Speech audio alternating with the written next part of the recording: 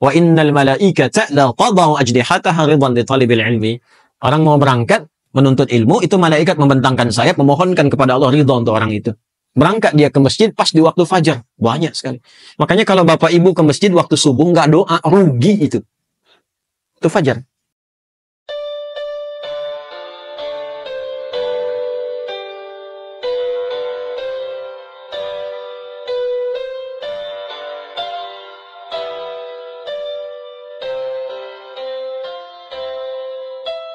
Quran surah ke-89 Al-Fajr di ayat yang ke-1 ya. Sudah? Sampai ayat 3. Bismillahirrahmanirrahim. Wal fajr walayalin ashr wasyaf'i wal watr. Tambahkan satu ayat lagi. Wal laili idza yas.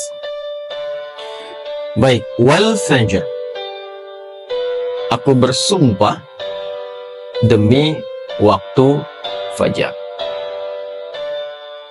Di dalam Al-Quran kita temukan ragam sumpah yang langsung disampaikan oleh Allah Subhanahu wa ta'ala. Allah itu tidak bersumpah pun pasti yang difirmankan sudah penting. Dan sumpah itu ciri penegasan dan kesungguhan. Kalau dikaitkan dengan makhluk, ada kesungguhan. Makanya kalau Anda ingin menguatkan sebuah pesan dan menunjukkan Anda serius, pakai sumpah ya. Besok ada ceramah Ustadz Adi di Masjid A. Wah, yang benar. Sumpah. Nah, dia. Nah, kata sumpah itu kan biasanya untuk menegaskan sebuah makna kan dan menunjukkan kesungguhan. Nah, Allah itu tidak bersumpah pun itu pasti sudah penting apa yang difirmankan. Apalagi kalau disertai dengan sumpah. Maka pasti ada yang istimewa di dalamnya. Jadi kalau kita menemukan ayat dalam Al-Quran diawali dengan sumpah, ini menunjukkan pesan yang disampaikan di ayat itu tidak biasa, ada yang sangat penting, berbeda dengan pesan-pesan yang lainnya. Jelas sampai sini? Baik. Wal fajr. Ciri sumpah pertama, itu kalau ada di awal ayat. Ini secara umum ya. Dibuka dengan huruf waw. Ujung akhir kalimatnya, ujung kalimatnya, itu harakatnya kasrah. Sudah? Misal, waw ketemu satu kalimat, ujungnya kasrah. Wal fajri, wal laili, wasyamsi, waduha. Jadi setelah waw ada kalimat ujungnya kasrah. Nah, itu diartikan wawunya sumpah. Qasam namanya, wawil qasam. Kalau sudah dibuka dengan seperti ini, artinya informasi yang disampaikan setelah huruf waw itu penting, tidak biasa. Wal fajr, aku bersumpah demi waktu fajar. Ada beberapa pendapat dari kalangan ulama tentang fajar yang dimaksudkan di ayat ini. Jadi di sini Allah bersumpah dengan 5 hal. Ada 5 sumpah. Aqsamun khamsah, kata para ulama, terdapat 5 sumpah di dalamnya. 1, wal fajar, demi waktu fajar. 2, walayalin ashr, dan 10 malam yang istimewa. 3, wasyaf'i, demi waktu genap. Kemudian 4, wal watr. 5, wal laili idza yasah. Ada 5 di sini disebutkan, menunjukkan ada 5 yang istimewa. Saking istimewanya dibuka oleh Allah Subhanahu wa ta'ala dengan sumpah. 1, fajar. Secara cepat saja. Para ulama setidaknya menyebutkan secara umum ada 2 pemaknaan di kata fajar di sini. Yang pertama yang dimaksudkan setiap waktu fajar. Itu penting. Setiap waktu fajar, dalam setiap hari. Jadi ada satu yang istimewa, waktunya di waktu fajar, dari sekian perubahan waktu yang kita alami dalam sehari. Kan dari fajar nanti muncul ke pagi, pagi ke siang, siang ke sore, sore ke maghrib, maghrib ke malam kan. Nah, dari perputaran waktu itu, di antara sekian banyak waktu, fajar itu istimewa. Karena itu Allah panggil kita untuk bisa menunaikan sholat di waktu fajar.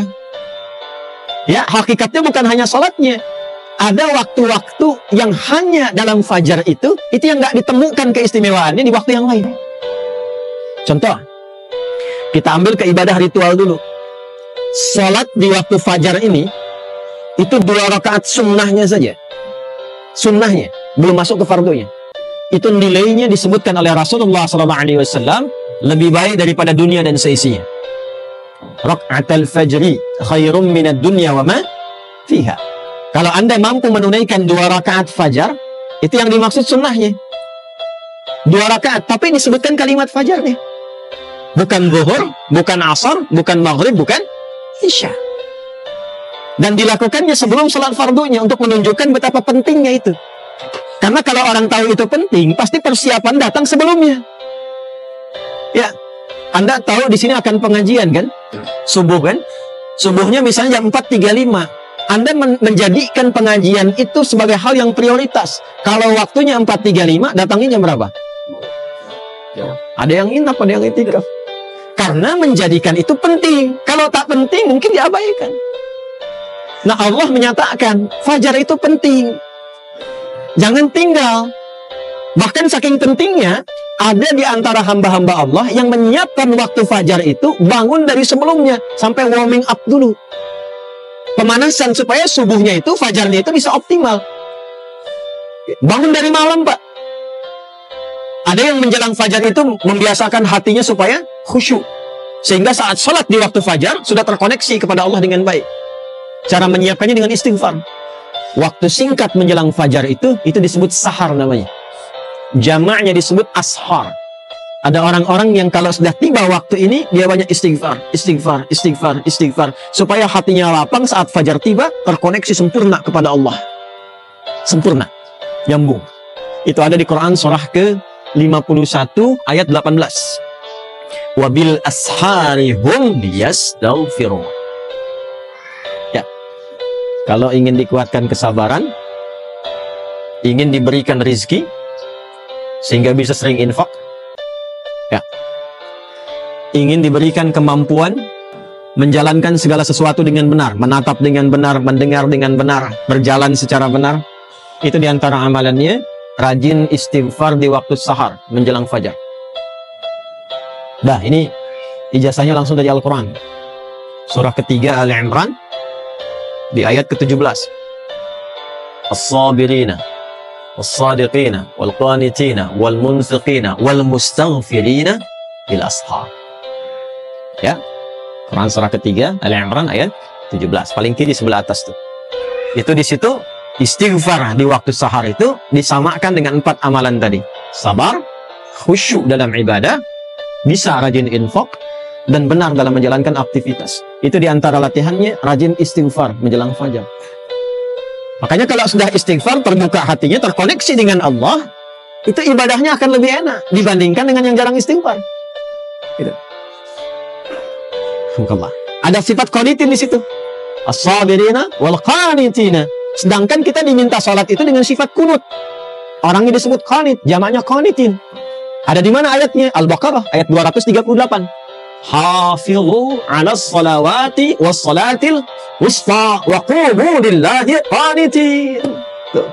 Kalau mau salat, mau enak salatnya, jangan sekedar salat. Memang betul sudah selesai. Ya, menuntaskan kewajiban, beban kewajibannya hilang, tapi kenikmatannya dapat nggak? Manfaatnya dapat nggak? Kalau ingin menikmati salat, ingin dapat manfaatnya, dapat ketenangan, terkoneksi dengan Allah, doanya cepat dijawab, maka khusyuklah dalam salat. Nah, di antara cara mendapatkan khusyuk itu istighfar. Dibuka.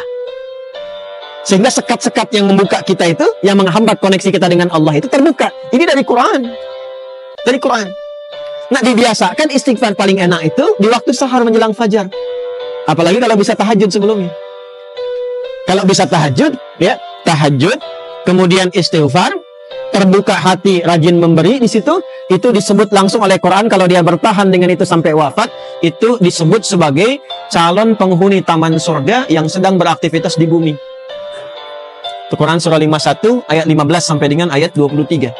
Innal muttaqina fi jannatin wa 'uyun akhidhina ma atahum rabbuhum innahum kanu qabla dhalika muhsinin kanu qalila minal laili ma yahja'un. Itu tahajudnya. Wa bil ashari hum yastaghfirun. Itu istighfar. Nah, hakikatnya kita bangun malam itu, hakikatnya kita istighfar di waktu sahar untuk persiapan ke fajarnya. Salah satu maknanya itu. Makanya Nabi kan ya suka rebahan kan sedikit ya. Bukan rebahan yang sempurna. Ya kaum rebahanas nih ya. Coba dicek tuh. Kalau ada rebahan Nabi itu miring sedikit ke kanan kan, setelah istighfar tuh nunggu-nunggu sampai fajar tiba. Supaya kesadarannya optimal. Ada apa di fajar itu sampai dipersiapkan sebelum itu? Sampai-sampai 2 rakaatnya lebih baik daripada dunia dan seisinya. Itu kalau dibaca pakai iman, gak ada yang bisa menandingi. Saya tanya antum, dikasih 1 juta atau 2 rakaat sebelum subuh? Ayo. Oh, masa? Huh? Coba dicek. Sana ada lomba balapan di sirkuit tuh. Berlangsungnya sebelum subuh. Siapa yang datang duluan di dekat situ? 10 tempat pertama mendapatkan bonus 5 juta. Cuma nontonnya dapat 5 juta. Tawaran kedua, datang ke masjid, tunaikan 2 rakaat sebelum subuh setelah adzan tiba, dapat dunia dan seisinya, lebih baik daripada dunia dan seisinya. Pilih mana? Nonton di sirkuit atau 2 rakaat sebelum subuh? Tuh, makin pelan jawabannya. Karena babnya iman, bukan akal. Akal yang dibimbing oleh iman itu lebih tajam nanti cara berpikirnya. Mampir lu aja ke masjid, ntar balik lagi ke sana. Berarti ada yang penting. Kalau antum ingin latihan jadi orang baik, atau anak pengen jadi baik tuh, konsistenkan subuh. Kayak ulama tuh tidak banyak ceramah, tidak banyak cakap, bilang subuh aja, konsisten. 40 hari, subuh terus, ya? Sering begitu kan ya? Nah itu saya bahas ilmunya sekarang. Dan itu dari Quran. Makanya agak aneh kalau rajin ta'lim, rajin saling mencela. Sholat, kok menjadi saling menuduh? Orang sholat itu bersih hati. Orang ta'lim itu bersih jiwa. Nah, cara memulainya fajar. Kenapa Allah bersumpah dengan fajar? Karena Allah menginginkan hambanya jadi baik. Itu pesannya. Nanti sifatnya beda dengan zuhur, beda dengan asar, beda dengan maghrib, lain dengan isya. Fajar itu pembukanya. Karena itulah saat fajar dipanggil, iman kita terpancar. Makanya saat tidur kalau dengar adzan, itu kan terpancar kan, sudah adzan. Dan sekelebat itu ada yang meminta kita bangun tuh. Allahu Akbar, Allahu Akbar. Bangun tiba-tiba dengar adzan. Itu yang terpanggil imannya. Ketika cahaya iman itu merespon suara adzan, itulah fajar namanya. Dari maknawinya. Dari segi waktu, dia melatih keadaan kita jadi lebih baik. Terkoneksi dengan Allah. Kalau sudah hatinya bersih, nyambung dengan Allah, doanya mustajab. Innallaha tayyibun la yaqbalu illa tayyibah. Kata Nabi demikian. Allah itu maha baik sehingga akan cepat menerima dari yang baik-baik.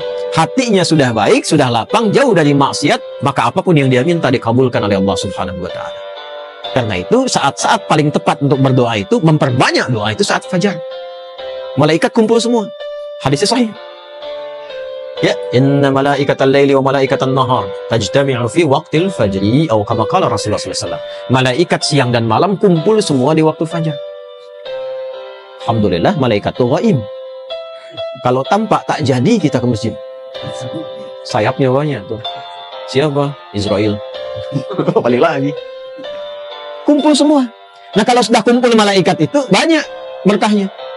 Berkah itu ziyadatul khair, bertambah kebaikan. Kalau doa diaminkan.